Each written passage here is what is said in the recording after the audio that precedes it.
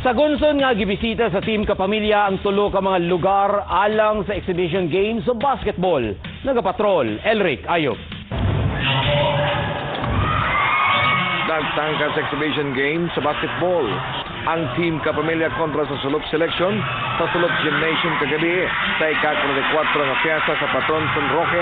Nalingaw kaya mga residente sa gipakitang abilidad nila ni DXTV Anchorman Alan Navais, MOR DJs nga sila si Inday Tanini ug Mario Pindoco. Dikit ang score gikan sa first quarter kay grabe usawang gipakitang abilidad sa selection team nga gilangkuman sa mga pulis, vice mayor o konsehal. Pero naapsa ng Sulop Selection sa fourth quarter sa score kaya 71-60. Nang hatag usab og papremyo ang Team Kapamilya sa mga nananaw sa dula. San Roque Parish is very grateful for the presence of the ABS-CBN Team Kapamilya. Salamat mi nga inyong gisanong ang imbitasyon sa among kurapuruko nga si Father Boy Camiña nga kamumhatag og kalingawan dinhi sa lungsod sa Sulop.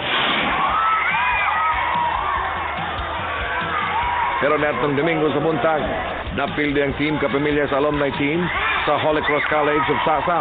Sa Sasa, Davao City ito sa pagbukas sa HCC Grand Alumni Homecoming. Thank you so much for ABS-CBN, especially the Team Kapamilya, the basketball team. Daghang salamat o ginaot nga magpadayon ang grasya sa pagselebrar. Netong Domingo sa hapon, gikasangka sa Team Kapamilya ang LGU team sa Santo Tomas, Davao del Norte.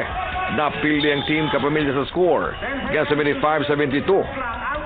Kabahin sab kini sa pagsaolog sa ika-52 nga araw ng Santo Tomas. Salamat kami ang itubag mo sa mga imbitasyon.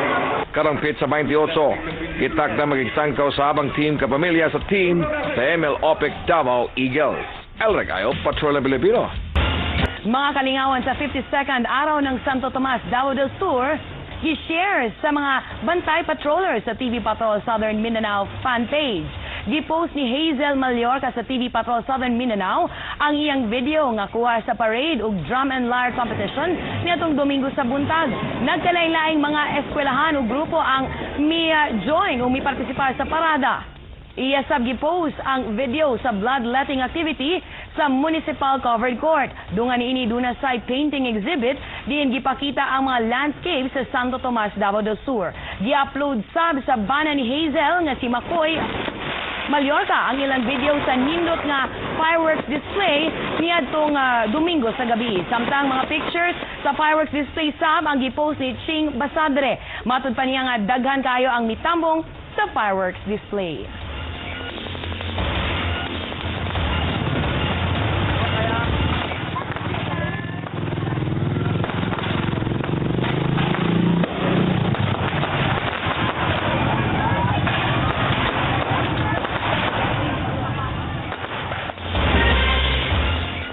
Ug sa atong pulso karon ang pangutana, ang ayan ba buhian na ang mga dinakpang NPA?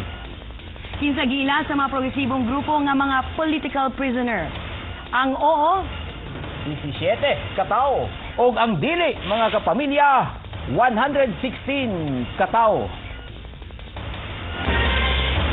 Mao kadto ang kinatibukan sa TV Patrol Southern Mindanao. tungod kay bisan asa ang balita, tuwa kami. Ug among ihatod kaninyo bisan asa sa kalibutan.